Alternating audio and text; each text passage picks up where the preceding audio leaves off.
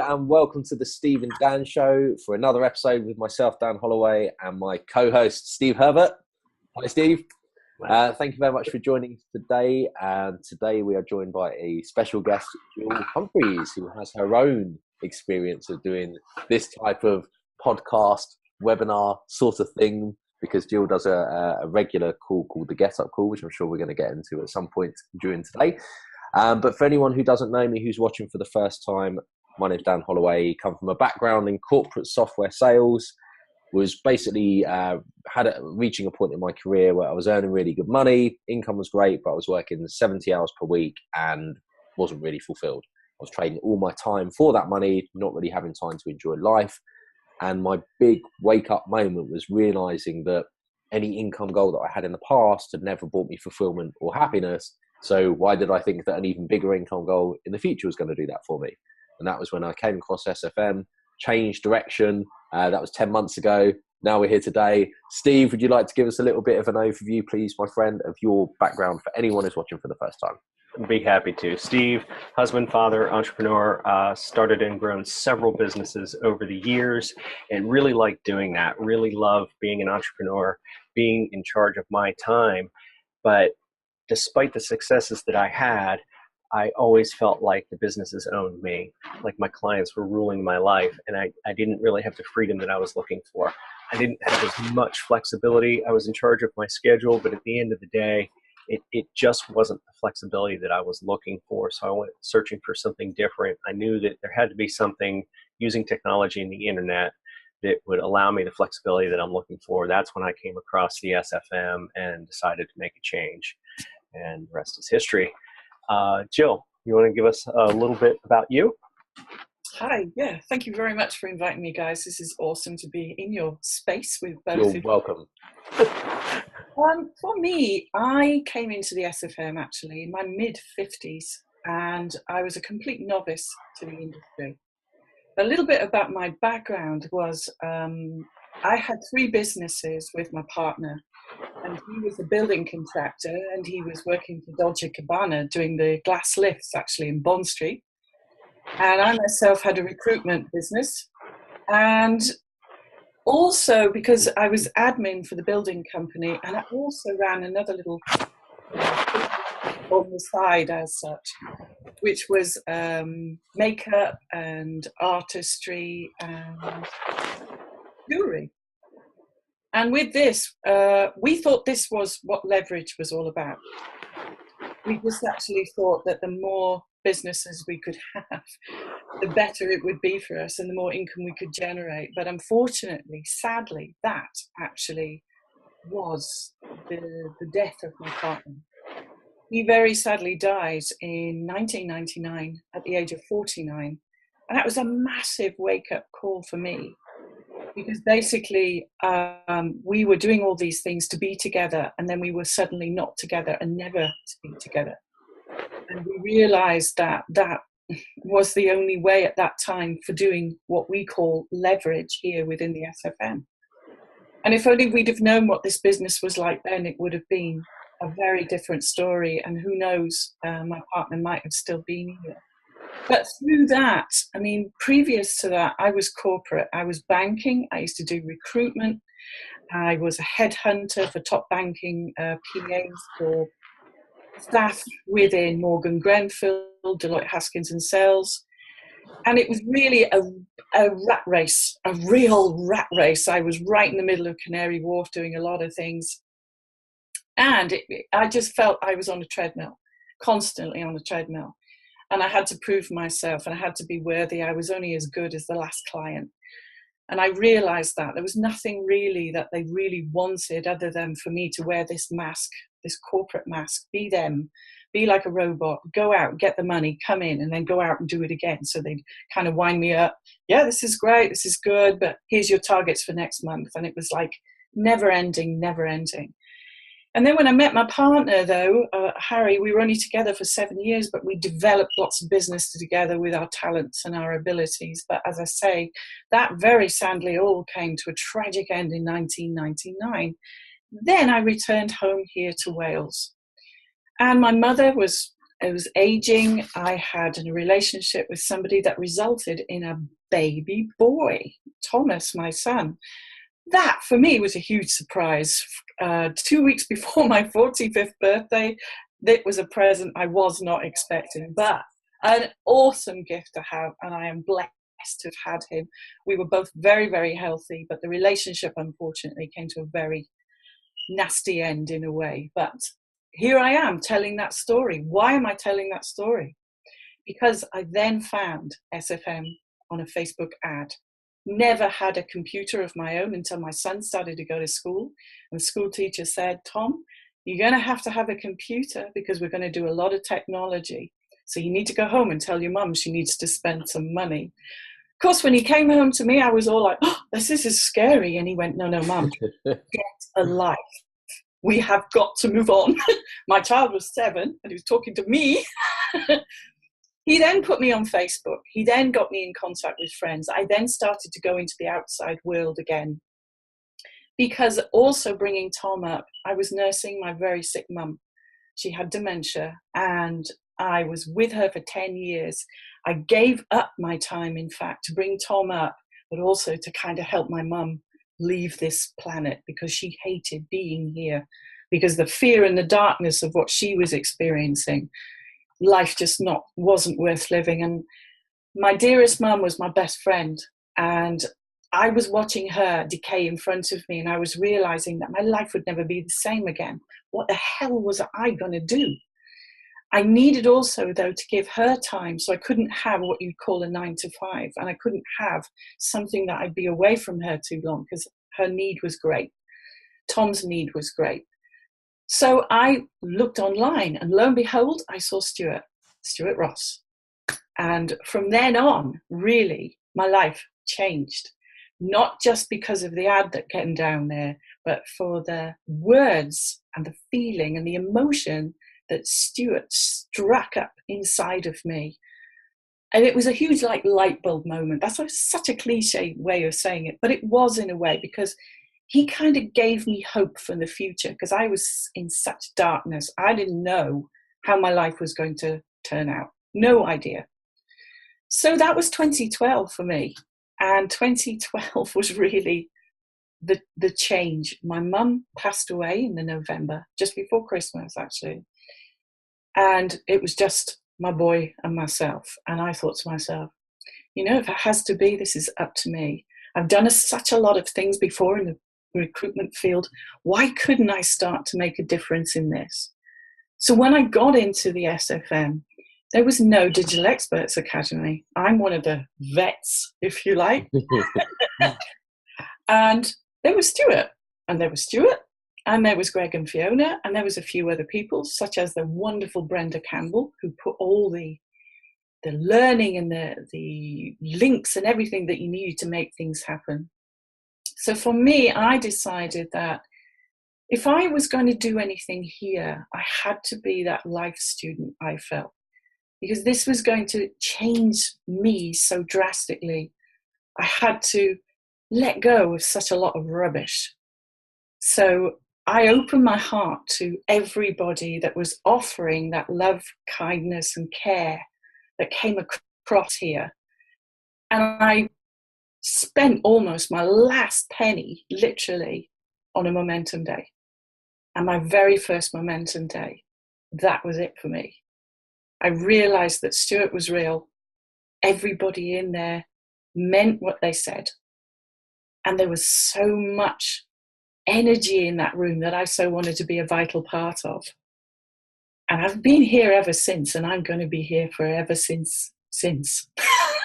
I'm not going to go anywhere, because nothing has given me the wherewithal, the encouragement, the love and the support like this environment here to grow and to be able to learn brand new skills at my time of life. And literally, I'm in my 60th year this year. In October, I'm opening my own studio.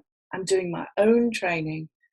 And it's all because of what I've had here, what I've learned here, and the education that's here. The tools and everything. This is like a one-stop shop.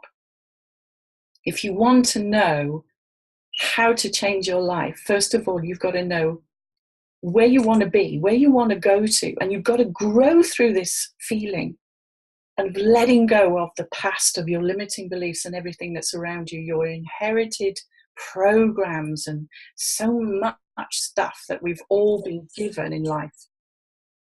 Some of it we've got to let go, because this is the time to just be you. And there couldn't be a better time, actually. It couldn't be a better time. Wow.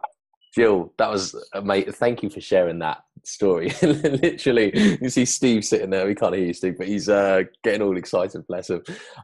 Look, there's so much. Thank you so much for inviting us onto your show, Jill. Yeah. That was amazing. Absolutely amazing. I'm inspired.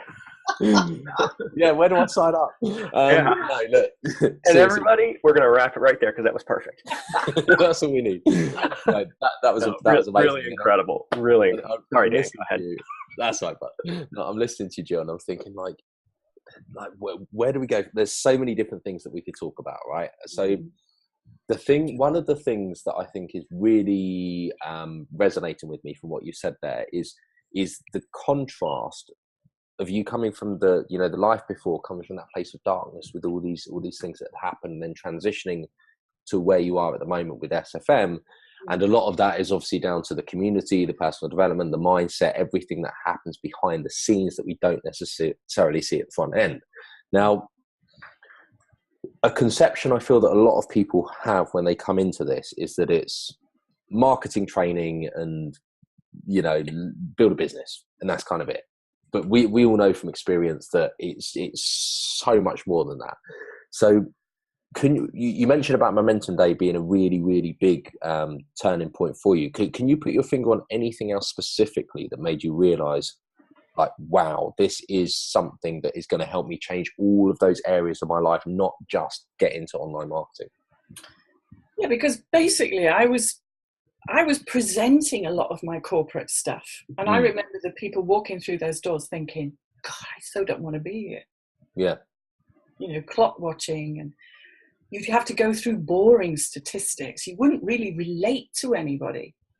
And I am a person who loves to relate. I just love seeing another person lit up by a passion or something they become really excited about. And your sense of humor and everything, you might as well leave it at the door when you go to a corporate meeting. So I was really thinking, what is this going to be like?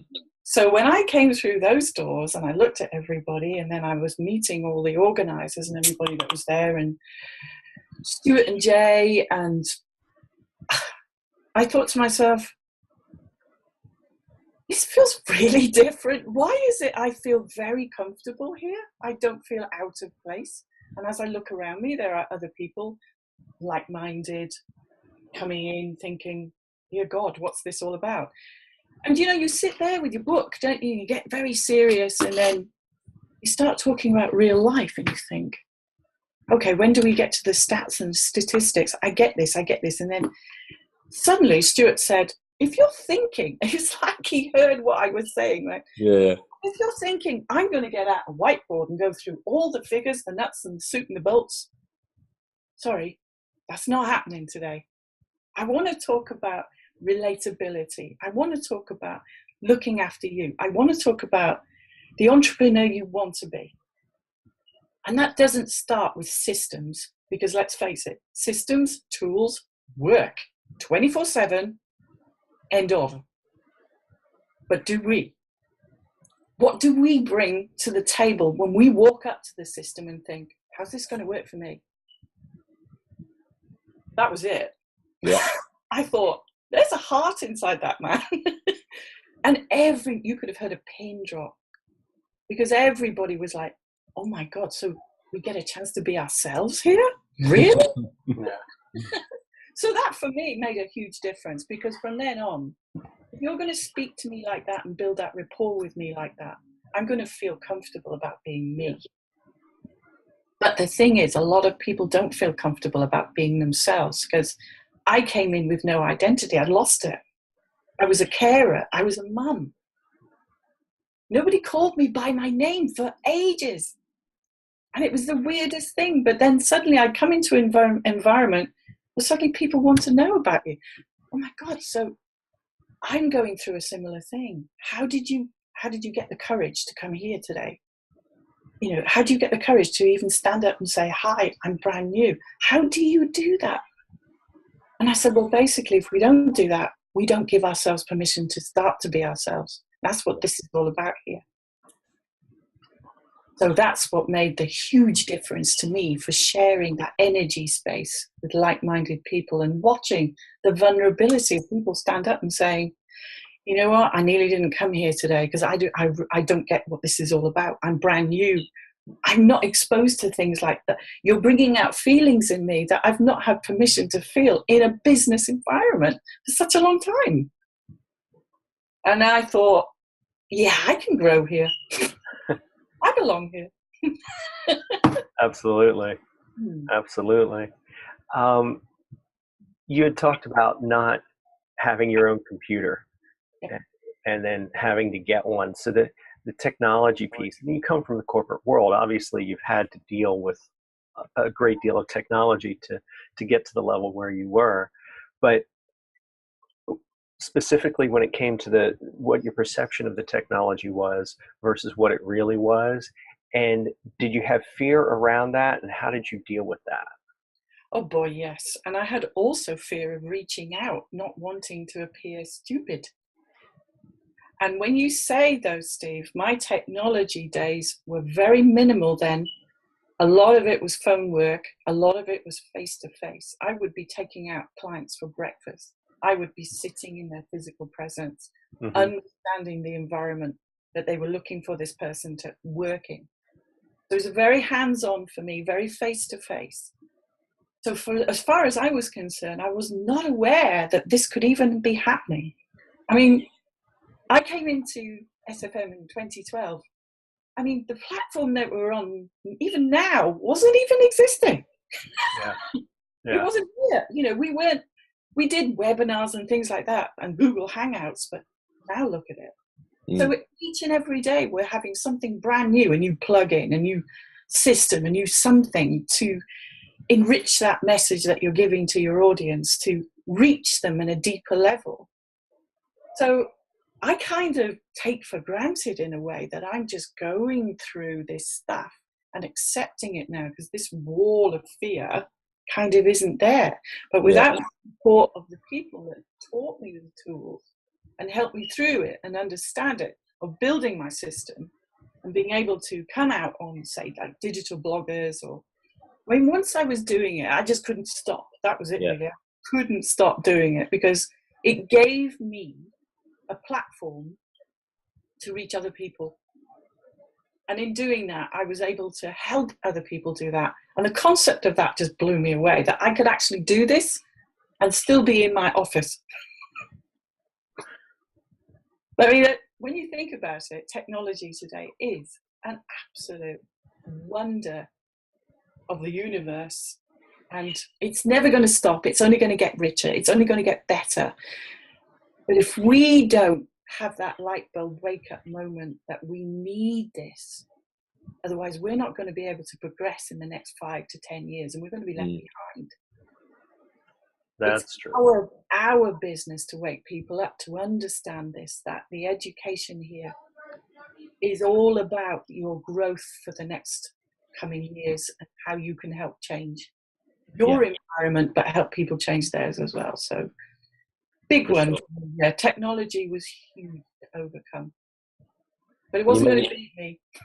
And that's the key thing. As long as you have that attitude that it's not going to beat you and you're going to overcome it and you're going to keep moving forwards, then it's inevitable that if you're learning a new skill, even if you don't know what you're doing, eventually, bit by bit by bit by bit, you're going to get there. It's inevitable.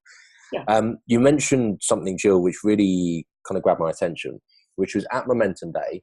You said about people coming up to you and asking you things like, how did you find the courage to come here and step out of your comfort zone?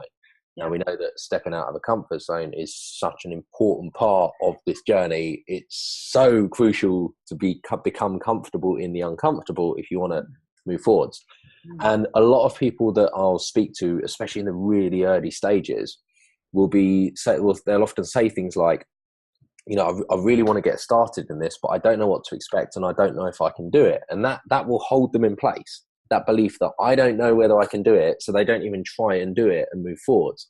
So in your 5 years experience in SFM, what would you say to somebody that is currently not really sure if they can do it? They're not sure if they've got the technological skills. They're not sure if they're too old. They're not sure if they have the time or whatever. There's something that's holding them in place and stopping them taking action.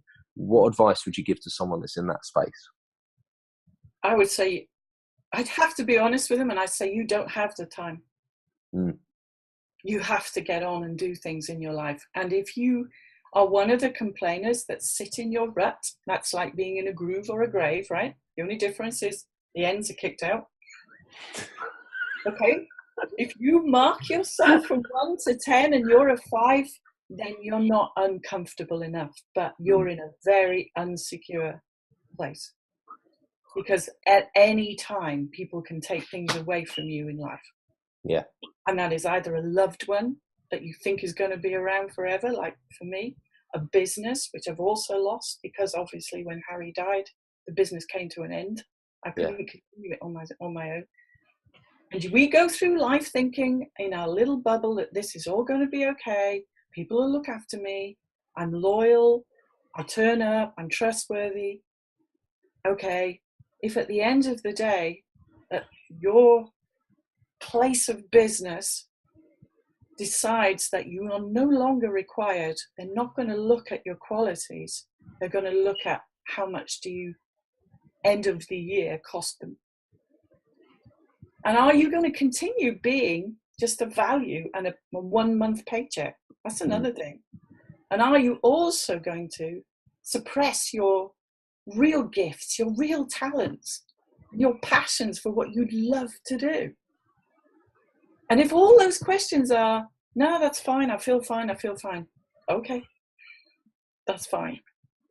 But if they're not, it is time to make a huge shift and decide for yourself, I'm going to come in with an open heart. I'm going to be receptive to anything that is here for me.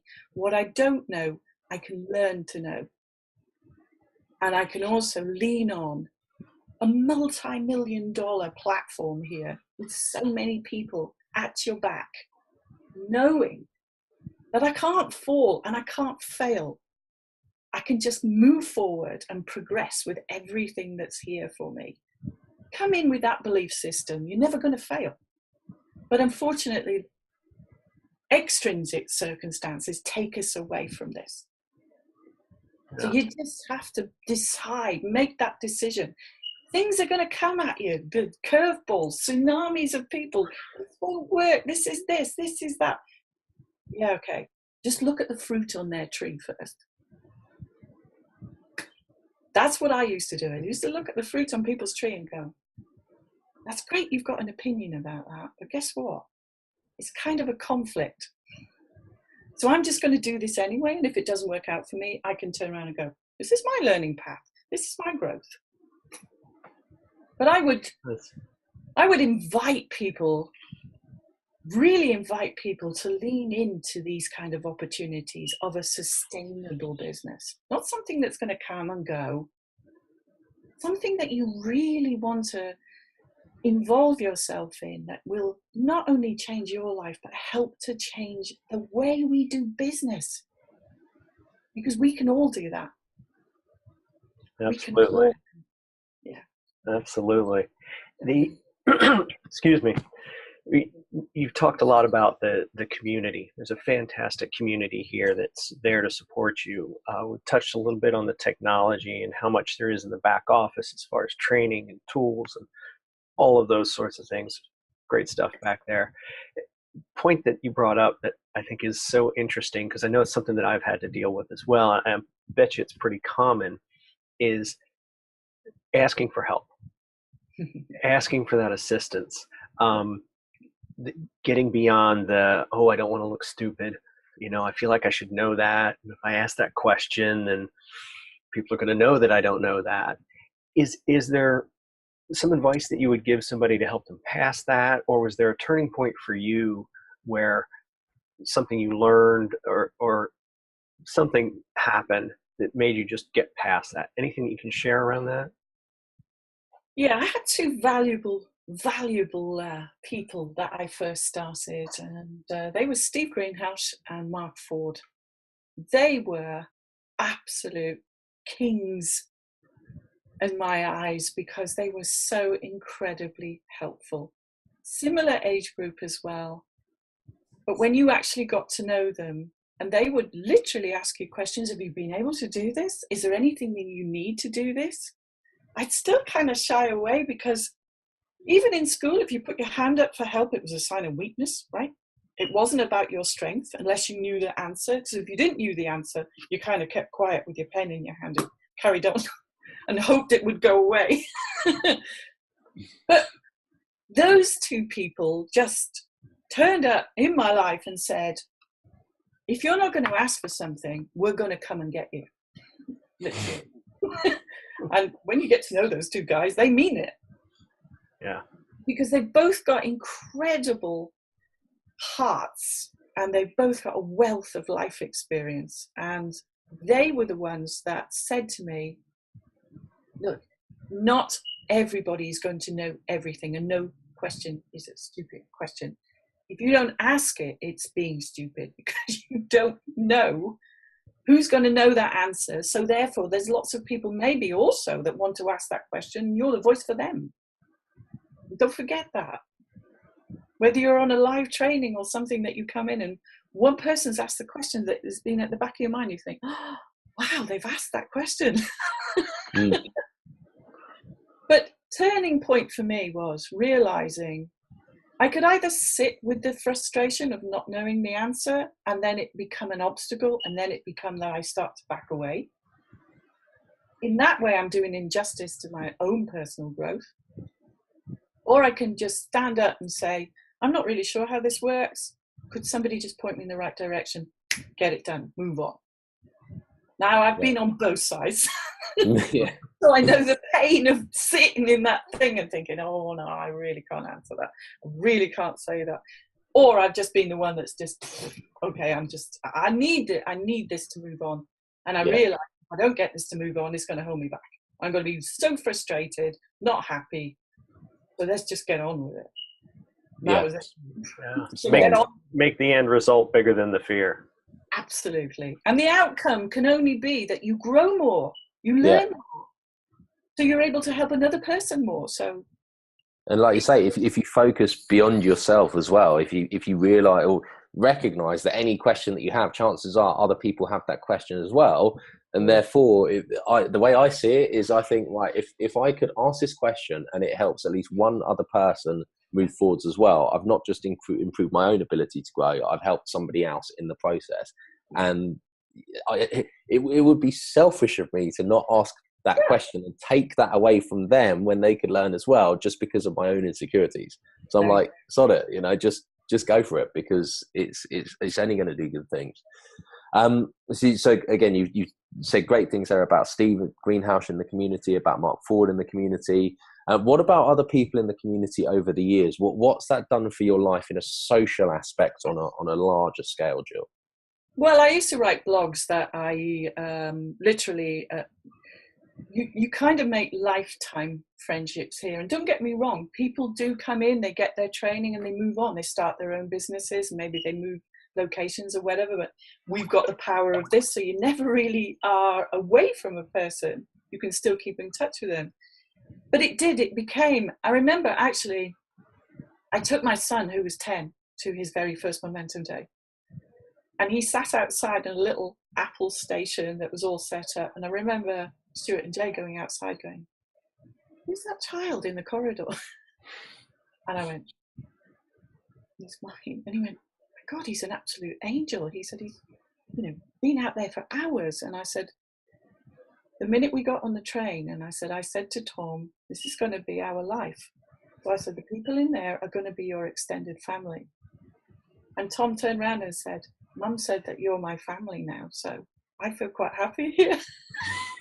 Wow. That's great.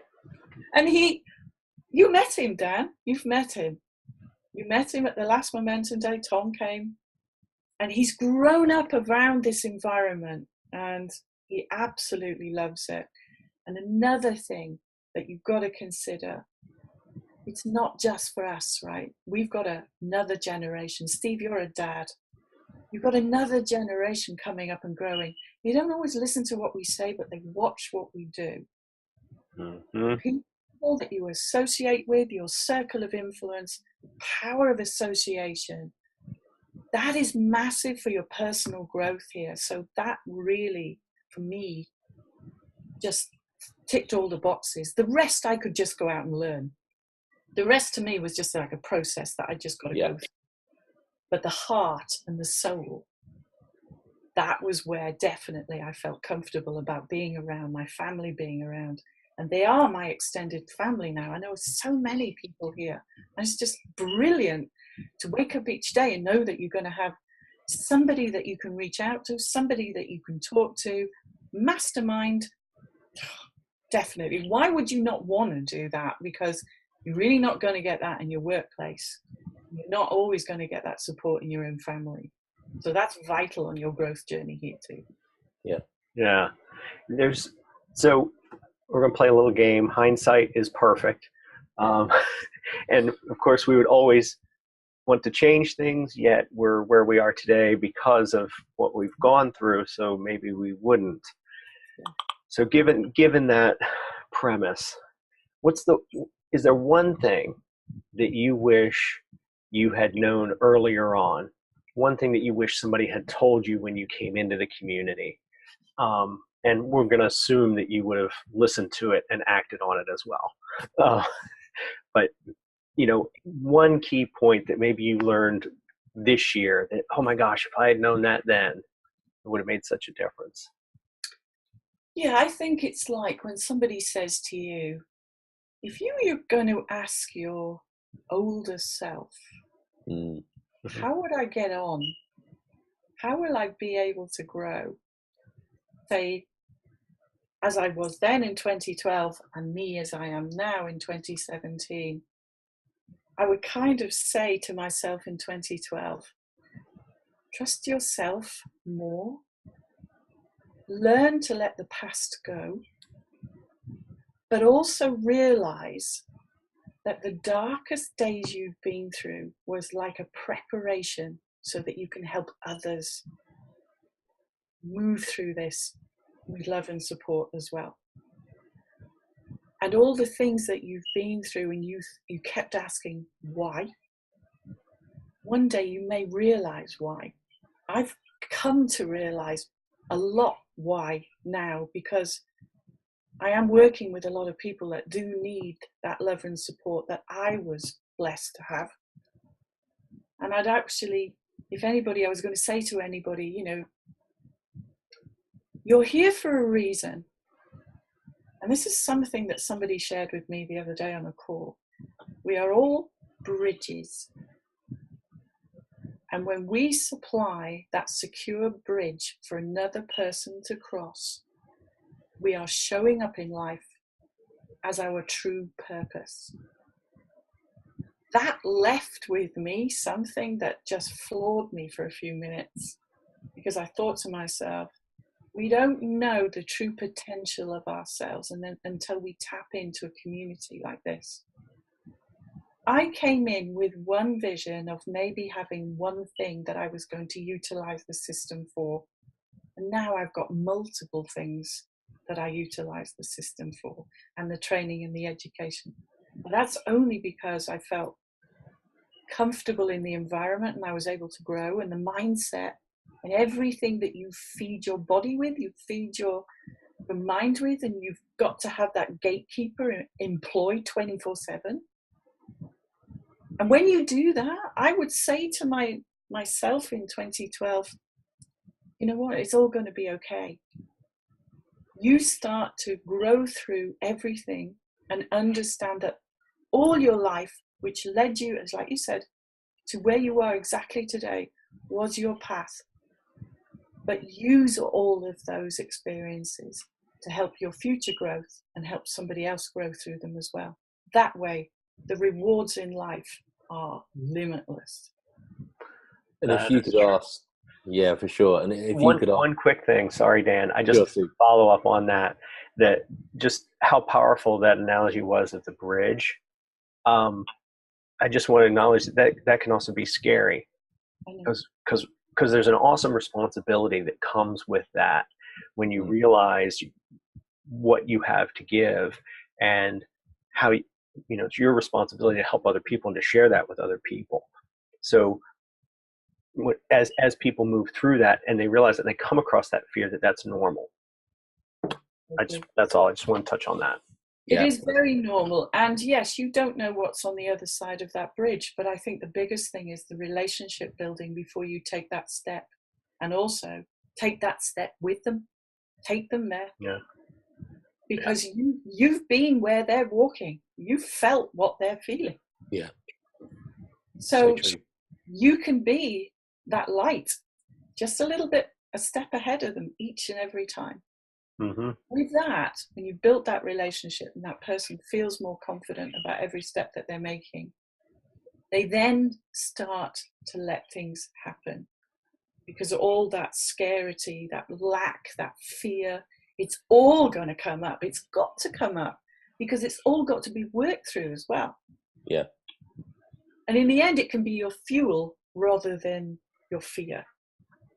So understand that your feelings are all there for a bigger purpose, and that is to help you step forward, to help you gain that courage, to develop that mental muscle. That's what it's there for. It's not there to be ignored. It's there to help you grow. Really. Absolutely. Absolutely. And then off the back of that, Jill, if you could ask one question to Jill from 2022, what would you ask?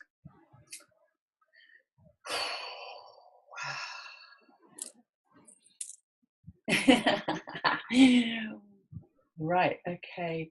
The biggest thing is, how did the festival and the music and everything that we created for the guys that are coming to a huge retreat that my partner and I are going to do, how did it go for everybody? Love it. That's great. I think I know the answer to that already. I know I do. For sure. You know the answer to it, don't you? Yeah, I do know the answer to it. And the thing is, again, we all come to this with lots of baggage, and sometimes we let that baggage steal our bigger purpose in life. But we all have a choice to put that baggage down. Some of us want to carry it around. Some of us want to boast about it. Believe me, all that time that you're spending doing that, you are wasting your valuable life. Let a lot of things go and just grow into an environment that makes you happy, because, as I said, the rewards of that are going to be huge, but also it's a win-win situation. When you're a stand for another and you help them have that breakthrough, that's the most important part of being that bridge, by the way, and to take that fear away. So, yeah, definitely. Absolutely. Fantastic. One quick question, maybe.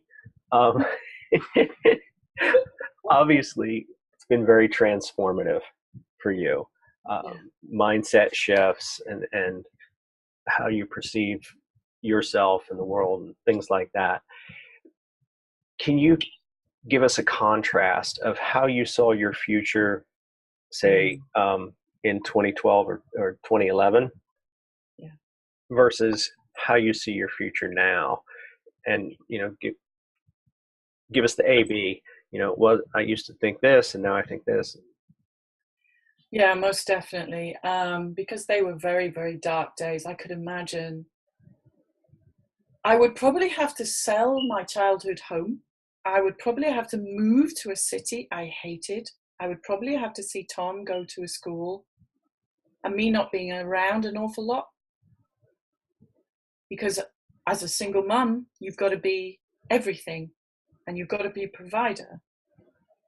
So I actually thought this not so long ago, and I always wake up and do my gratitude journal and say, the transformation that's happened means that every day I can live my true self. Every day I can make a difference. Every day I can help another person. without the transformation that this has given me, I would probably be working in a place where very unhappy and very little contact with my boy, because my time would mean money. Mm. We all know that that is not a correlation here. Time is not money. But we have to learn that. We have to understand that. And with my mindset in 2011, looking bleak because I could see my mum was failing,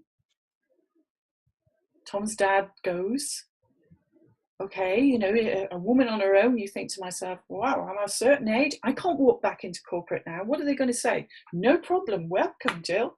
Here's your office. It's not even been taken. You know, there's your paycheck. Oh, by the way, there's another 10K pay rise. Ha ha. Wasn't going to happen, right? So shake up reality. Thank God for this in more ways than one, for saving my life, transforming my life, and giving me a chance to use all those bad days, all those awful, disempowering feelings to help another person through it. Because there's so much more, as you say, there's so much more to this business than just the systems, just the autoresponders. They're vital, don't get me wrong, but the system works. That's it. It's built, it's correct. But we all have to go through these massive changes, but it's well worth going through them. There was a lot of pain I had to work through. But through finding this and being guided in the directions of mindset and personal growth, I was able to do it. So why would I not now want to give back and pay forward? Yeah. Definitely. Jill, thank you so much for sharing everything that you shared on this call today. It's been so powerful, and I think such a bonus for myself certainly, and everybody else that's watching this, to see somebody who's been in it for such a long time, have such a passion for the business, such a passion for giving back to people, and really, I think, being a leader and an example to anyone that wants to follow in your footsteps. So thank you so much for everything that you do. I really appreciate it. Thank you. Really appreciate you being here, Jill. Thank you so much for sharing. Very inspirational. Very, very inspirational. Really, really great. Appreciate it. Thank you. Thanks, everybody. We'll see you on the next show. Have a great week. Thank you. See you soon.